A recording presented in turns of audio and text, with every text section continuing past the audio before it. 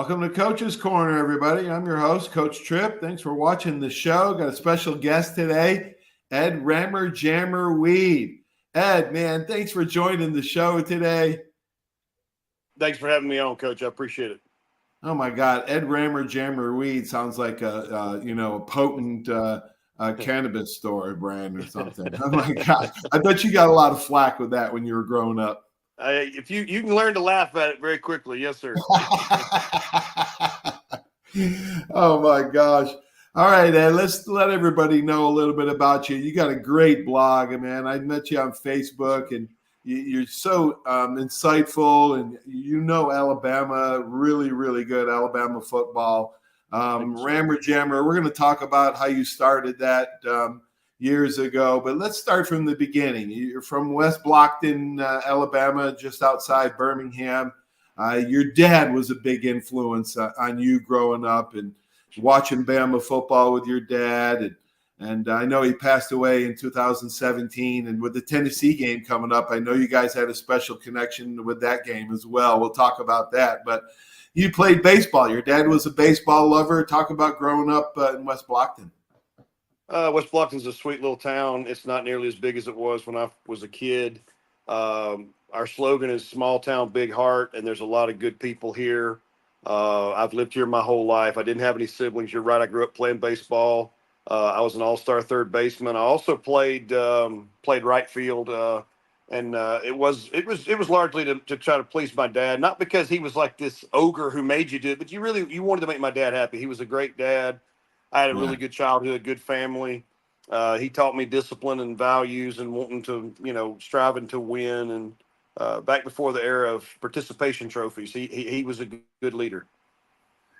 What Bama players did you admire growing up watching on TV? The early, I guess, it was the 70s, 80s, that era growing up. A lot of national championships. I remember watching them from upstate New York and going down the school. But who were some of your favorite players growing up? The first quarterback I remember from Alabama was Walter Lewis. Probably my favorite player growing up, though. And of course, I remember when you played, and it was an honor. Like I said, it's been an honor to be on your show because I grew up watching a lot of these guys through the years. And but my absolute favorite player was probably Derek Thomas growing up. I mean, he was just a beast as a linebacker, and he probably had more of an impact on me as a fan, just as a player more than probably any other Alabama player. Boy, Alabama's had some unbelievable linebackers. And they talk about Penn State being linebacker university, but Alabama, I mean, you can't get any better than Leroy Jordan, Derek Thomas, Cornelius Bennett, Woody Lowe. I mean, you can't get any better than those linebackers. Coach, Jordan, you probably know. I mean, he had one game there in Coach Brown's there where he had 31 tackles in a game. It was the Orange Bowl against Oklahoma. Coach Ryan said if he stays between the lines, Leroy will get him. Yes, sir. Yes, sir. If he stays in bounds. Oh, my gosh.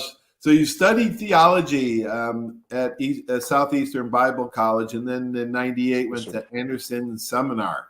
Who had an early influence on you spiritually and also athletically, because you got to spend time with some amazing coaches, and we're going to talk about those guys in a minute. Yes, sir. My dad, of course, again, had a lot of influence on me. He was a minister, a pastor for over 40 years. Faith was always a big deal with him, and I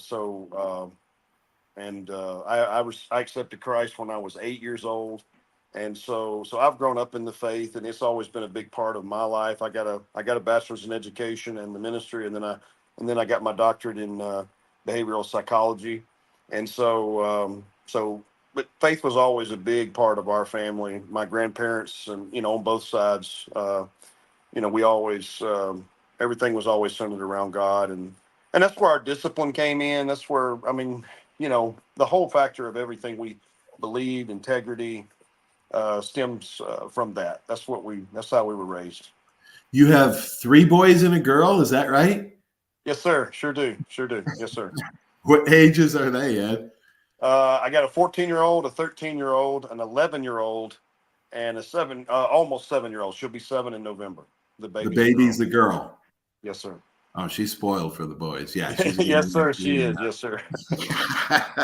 Just a well, little that's bit. great. Well, for 21 years now, I guess you're in your 21st year, the administrator of McCully Hill Christian School. Talk Yes, about sir. talk about how many students you have, the great staff you have, and maybe any extracurricular activities that you guys participate in.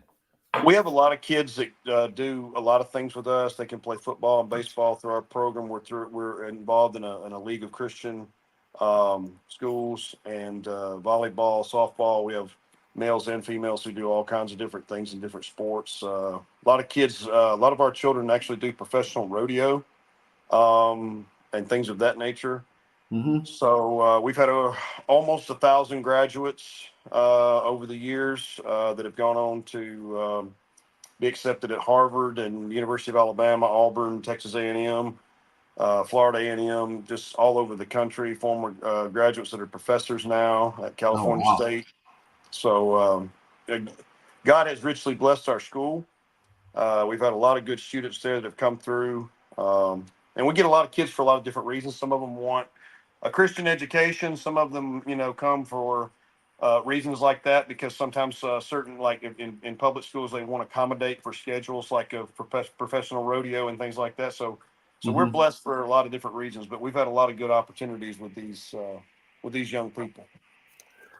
All right, let's talk about Rammer Jammer. How you started it back in 2016, and you had to stop in 2021 for supposedly infringement rights. But what a brilliant name! How did you get through that? How did you start Rammer Jammer? What motivated you? Talk about starting your blog.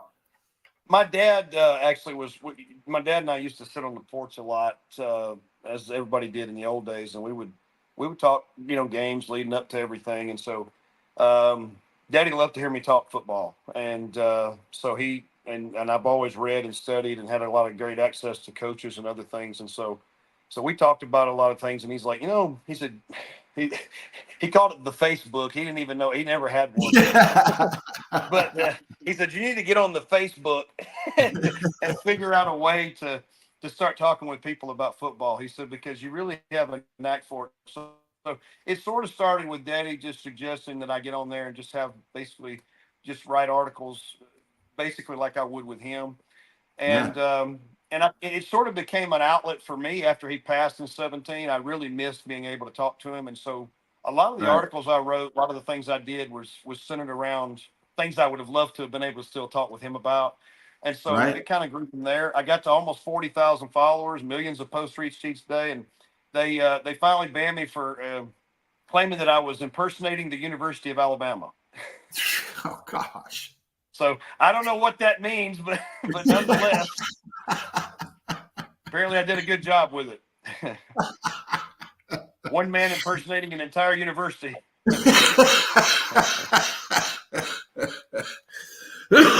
Oh my gosh, you're a brilliant writer, man. You have a way with words. You could write for any magazine or write books. You're that talented. But you also have insight. And where does that come from? Talk about spending time with some of these Bama coaches that you got to know over the years. And I'm really fascinated with Homer Smith, because I think he was underrated. One of the brilliant minds. Everybody that ever coached with him, I never got to spend time with him, but I followed his career. He was just different, and he was. Talk about some of the lunches and some of the conversations you had with Coach Homer Smith. Okay, yes, sir. Yes, sir. I've been blessed to be around a lot of great coaches in the game. Coach Stallings, Coach Swinney, Coach Smith, Coach Homer Smith. After he retired, I contacted him because I always thought he was an outstanding, football coach, and he sort of took me under his wing. We used to go to the Northport golf club out there and play rounds of golf and sit around and have lunch and things. And he would just spend hours with me. I mean, just such a cordial man. Let me come into the gated community where he lived, and we'd go eat and things like that. But we had a lot of conversations back in the 90s. he ran a lot of near far sets, which were kind of unusual when he coached for Coach Stallings at Alabama. He also was with Coach Curry, but he told me back in the '90s. He said Ed, he said within 15, 20 years, he said Bo Jackson and Herschel Walker are going to be playing quarterback. And he was Wow. right. He was so far ahead of the game. I mean, it was mind boggling. I mean, I would sit and just listen to him and be like, wow, just sit here, in awe of him, because I'm like, this guy's like, he's already, called like 7 plays, and I'm still over here trying to figure out what he just said. So The foresight of some people are amazing. he just was a brilliant guy, and I've never seen anybody that ran a better 2-minute offense than he did. He broke the clock down in 5-second increments and taught his quarterbacks and things and people how to run the things. One of the greatest offensive minds, I believe, that ever involved in college football. Like I said, was so far ahead of the game. Probably would have done it before anybody if he'd have still been coaching at the time. I think he realized it long before anybody else realized that was the way it's going to be nowadays. So, Some people I talked about it on Coach's Corner this past Wednesday night with 4-wheel drive segment show with those guys, game type situations. Some coaches just have an art. They just have a sixth sense for managing the clock. Most of them are really bad at it. God always blessed me with being able to manage a clock, but you still see it today in college and pro coaches. Almost every week. All right, so talk about Coach Stallings, one of the most gracious, one of the most humble, kindest, just overall integrity, I think, of Coach Stallings.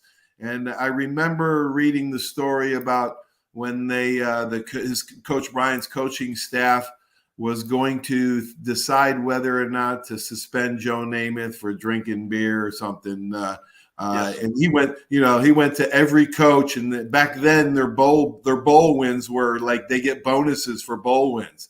And then everybody was making excuses why they should let Joe play. And he comes down to Stallings, and Coach Bryant says, "Babes, what do you think I should do?" And Coach Stallings says, "I think you should suspend him." Coach Bryant says, "Then it's done."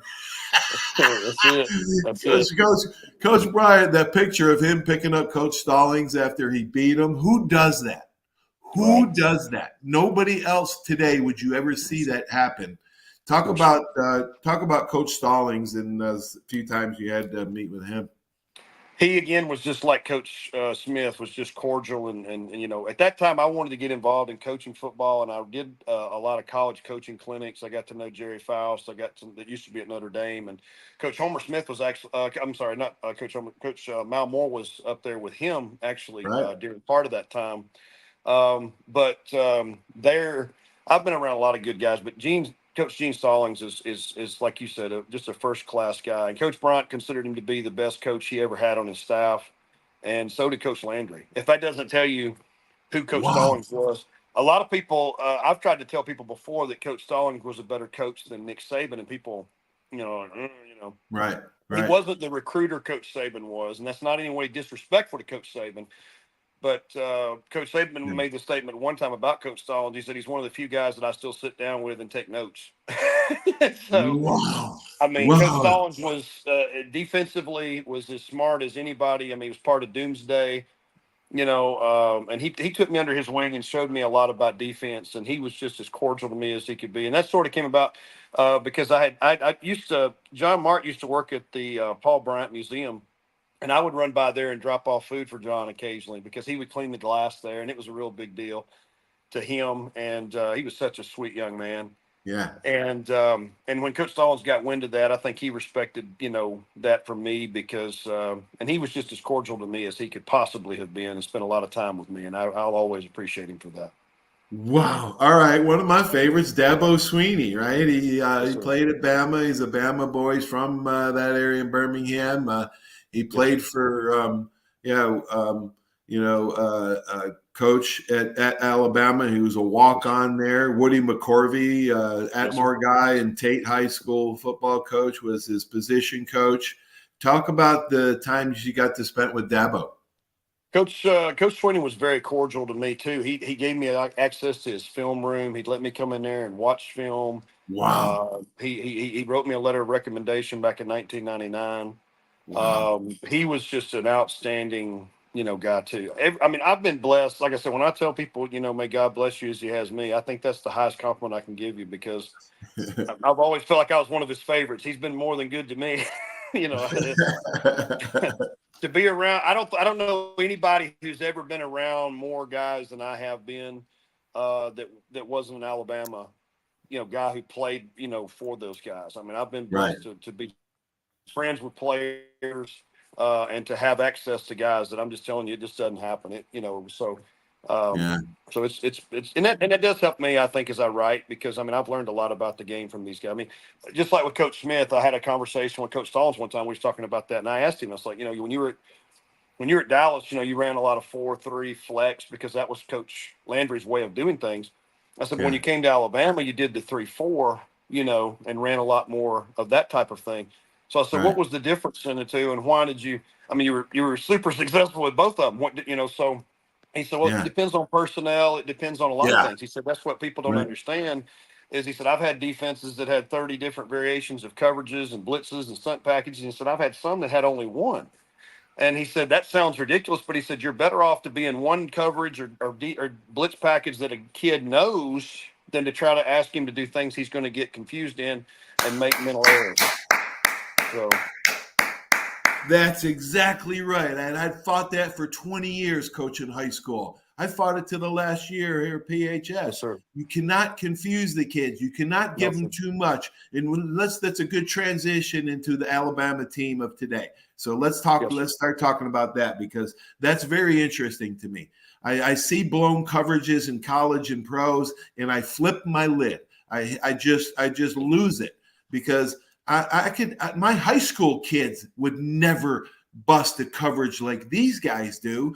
Now, Yes, sir. yes, I kept it simple, but that's the whole point. Keeping it simple so they don't have to think, they can just react. It's all on instinct. If you're a little hesitant, you're too late. When you hesitate, you're too late. Yes, sir. And I see that a little bit. I saw it at Georgia, the DBs at Georgia blowing coverages and Bama blowing a coverage. You Yes, can't sir. make him think too much. You can't have too many checks. You can't have too many, when they're in this formation and go to this one. Everybody's got to be on the same page. So communication is a key. They don't understand it. Let's talk about the elephant in the room. People criticizing Coach DeBoer. These critics don't get it. You said on your blog, you nailed it. They don't offer solutions.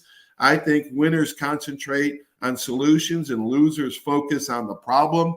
And that's what we have. Too many people focusing on the problems that we have instead of, let me tell you this. I don't know if you read Mel Moore's book, Crimson Heart. Have you read it? Yes, sir. Yes, sir. You're so Outstanding. smart. You probably read Dr. McCullough's book, The Long Shadow of Coach Paul Bear Bryant, too. Yes, sir. I did. Oh my gosh, Ed. Those were both outstanding books. But Yes, sir. you know as well as I do that Coach Bryant knew the fact that Bama fans would not understand why there'd be a drop off.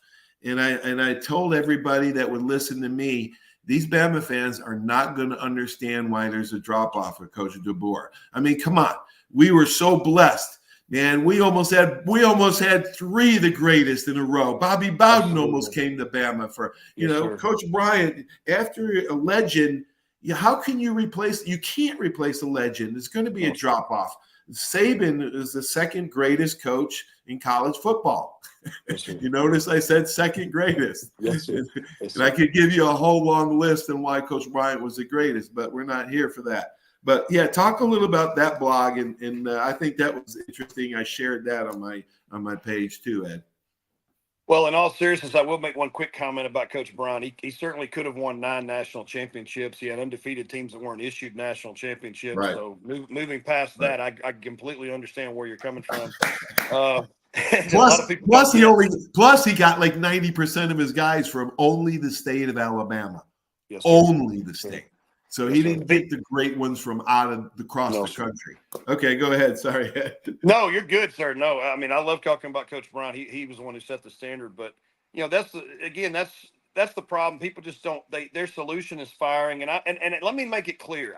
I grew up. My favorite baseball player was Pete Rose, and And he made some, some poor decisions as far as making a few bets and things, but he never tried to rig games or anything. But he was about winning. Coach Bryant was about winning and about doing it the right way on the field. No cheating, no nothing that was, crooked. And that was the way, and that's the way Coach Saban was. And that's the way Coach DeBoer is. But you've got to understand when you're trying to develop a football team or any type of team, baseball, basketball, doesn't matter. Winning takes integrity and winning takes time. And everybody is not going to be able to, when you start trying to talk about firing somebody 6 games into their first season, that's not the time. I want to win as much as anybody on God's earth. If this was Right. Coach DeBoer's 3rd year, and even then he's 5-1 and ranked in the top 10, you're being a little bit unfair, to him at this point.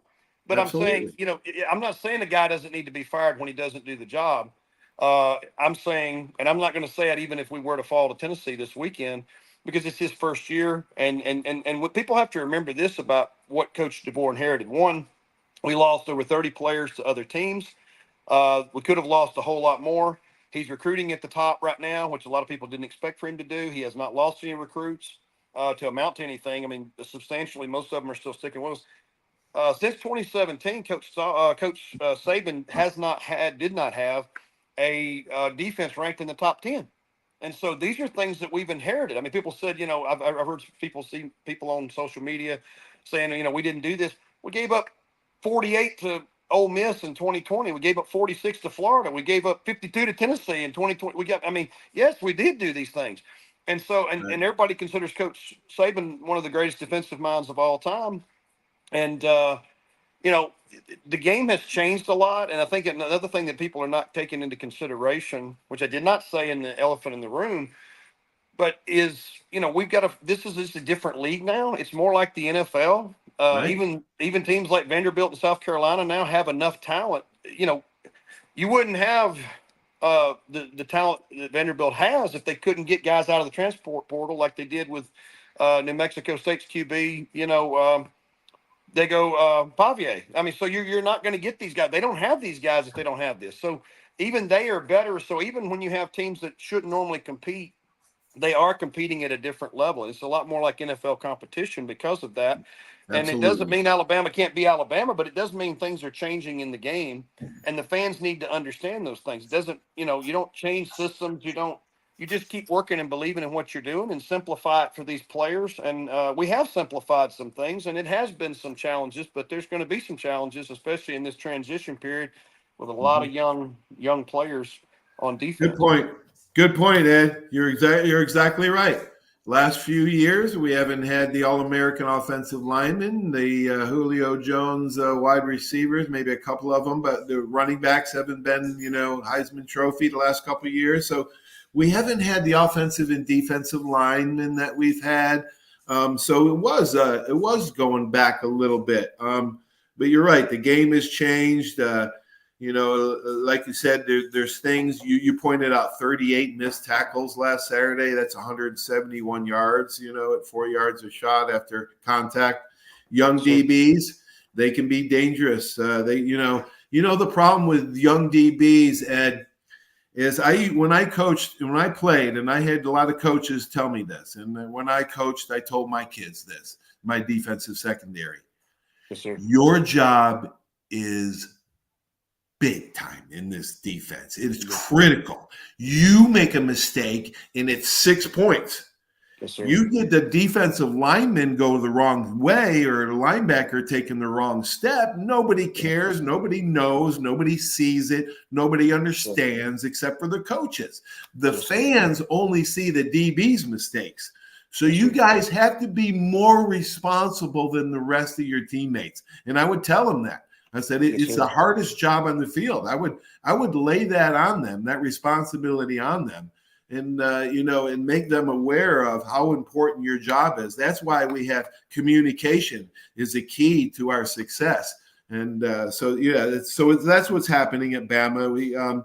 We've got some missed tackles. I think not being able to do a lot of hitting and tackling drills has really hurt football overall. Tackling. I see guys go and grabbing up at the top of their shoulders and trying to tackle them up here. Are you kidding me? I had to tackle Bo Jackson and Eric Dickerson and Yes, sir. Walter Payton. I had to tackle sir. Hall of Fame guys, and I was 195 pounds soaking wet. So you know what? I went hard and low at their outside leg, and guess what? They can't run without a leg. You can run without an arm. You can keep on running. You can't run without a leg. So, I think injuries, like you also talked about, is a big factor. I remember when Eddie Jackson got hurt in a playoff semifinal game, and we missed him against Clemson, especially in that pick play at the end of the game. They had, stuff like that. People don't realize that, just one or two critical guys, and that's even with teams with a lot of depth.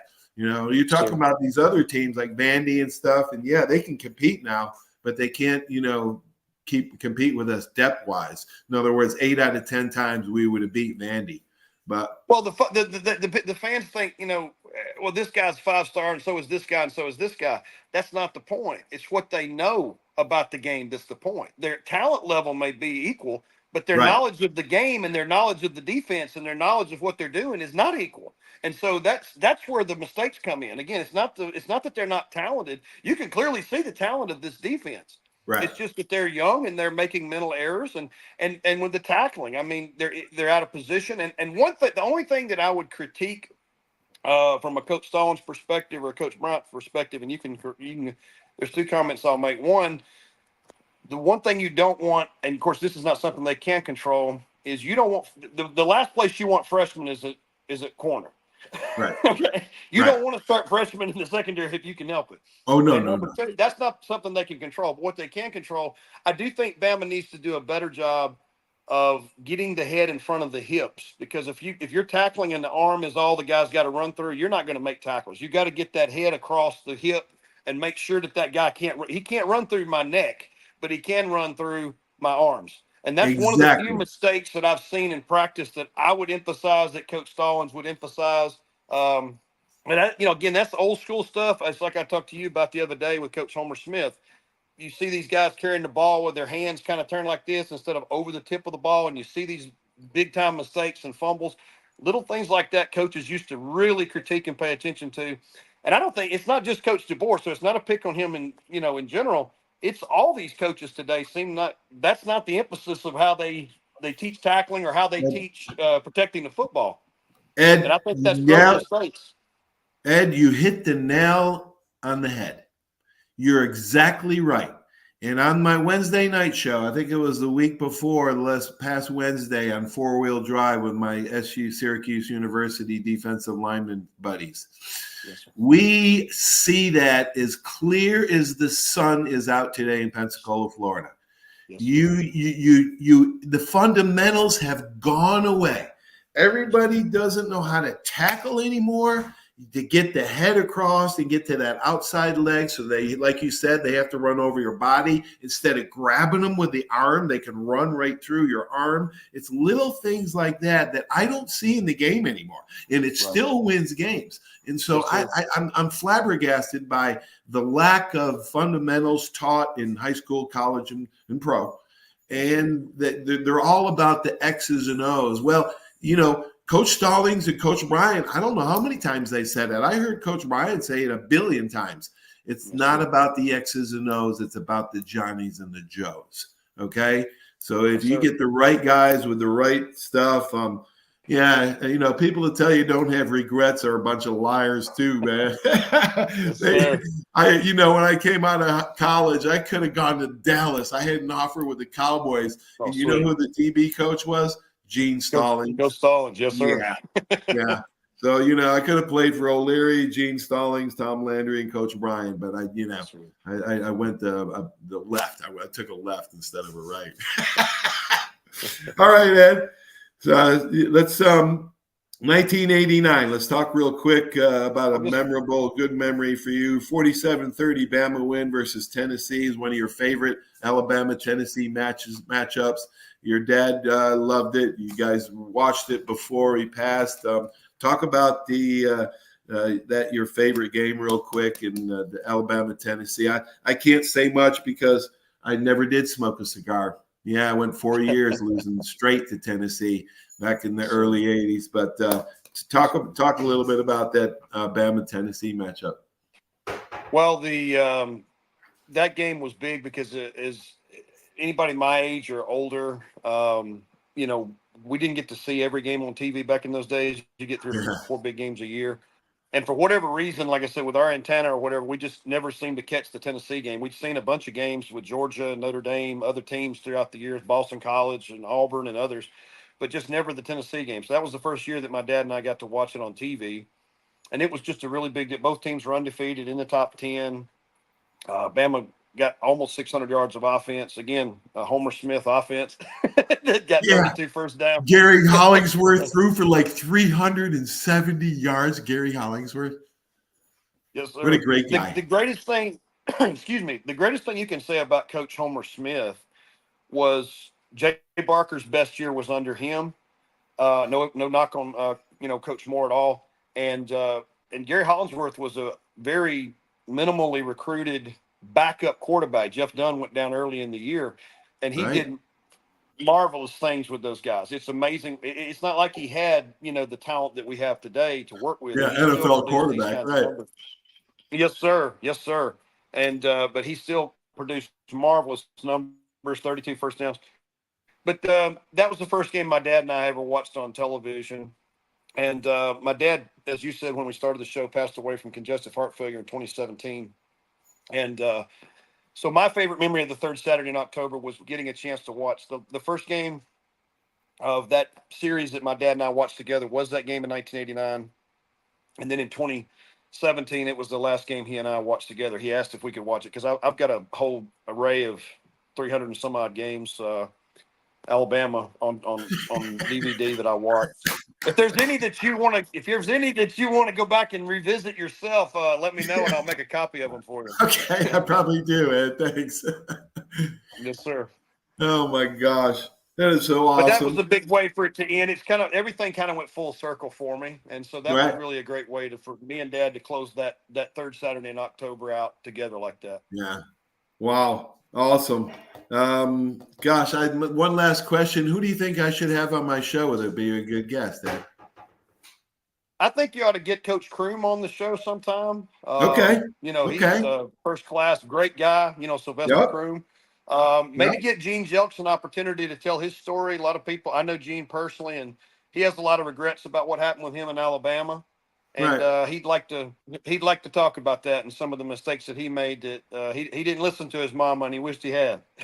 Oh, I've done that way too many times. That's for sure. I've done that. Yes, sir. All right, buddy. Eddie, thanks so much for being on the show, man. It's an honor, Coach. I appreciate you having me on the show. I really do. I appreciate you giving me the support you give me. It's a real honor. Yeah. Well, great, man. I'm glad we met on Facebook, and you're a great dude. I can't wait to go up to Tuscaloosa and meet you at a game next year. We'll make that happen. Thanks, Eddie. I'd love to do that, sir. Thank you, sir. All right, Rammer Jammer. Good job, buddy. Talk to you soon, bud. Roll Tide. Yes, Eddie Rammer Jammer Weed. Yeah, it sounds like a strand of cannabis, really strong. But no, that's the man. That's the blogger. He's a great guy, really insightful. Follow him on Facebook. He's got some great stuff. Stay tuned for these great messages. Everybody have a great sports weekend. Roll Tide, everybody. See you. There's a reason why Hill Kelly in Pensacola is the #1 selling Chrysler, Dodge, Jeep, Ram dealer between Jacksonville and New Orleans. While other dealers have taken advantage of a competitive market with higher prices, Hill Kelly has discounted prices to the lowest of the year. And Hill Kelly in Pensacola won't surprise you with excessive charges beyond the selling price. Come see why people from Milton, Pace, Foley, Bay Minette, Daphne, Gulf Shores, Mobile, and beyond are driving to Hill Kelly in Pensacola to buy their next new Chrysler, Dodge, Jeep, or Ram. At Hill Kelly, the bottom line price and your satisfaction are what really matter. So before you sign, check the bottom line and make the trip to Hill Kelly in Pensacola to see what true local ownership can do for you. At Hill Kelly Chrysler, Dodge, Jeep, Ram, Highway 29 in Car City, Pensacola. Or shop online 24/7 at hillkellydodge.com. When it comes to bottom line pricing, nobody beats a Hill Kelly deal. Nobody.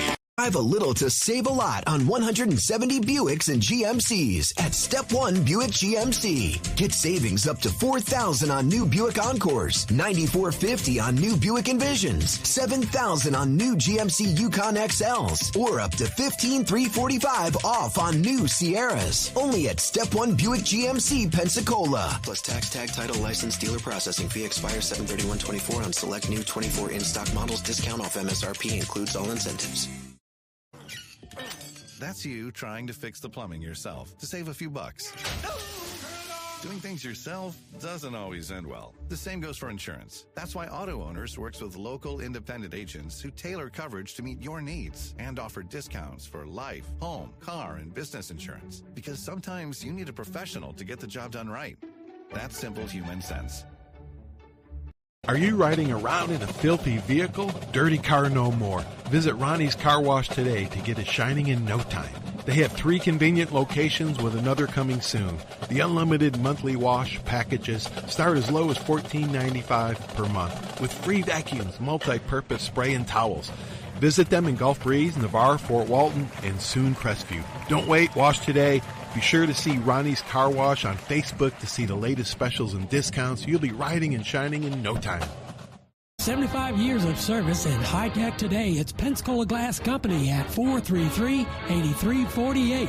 High tech is a term often applied to advanced services and products in today's marketplace. And today, glass is much more than a simple pane of brittle, see-through stuff we hit baseballs through when we were kids. Glass is now a product with unique flexibility in both performance and application. And Pensacola Glass Company is growing right along.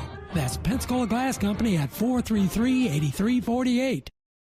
Barnes Heating and Air is a proud sponsor of Alabama football, serving the entire Pensacola community for over 50 years. Barnes Heating and Air is passionate about providing customers with world-class air conditioning and heating repairs, sales, and installation. Barnes Heating and Air is family-owned, insured, and committed to quality. For a free estimate, call 478-0141. Barnes Heating and Air is #1 in customer service with service calls 7 days a week. Call Barnes Heating and Air 478-0141 and roll Tide.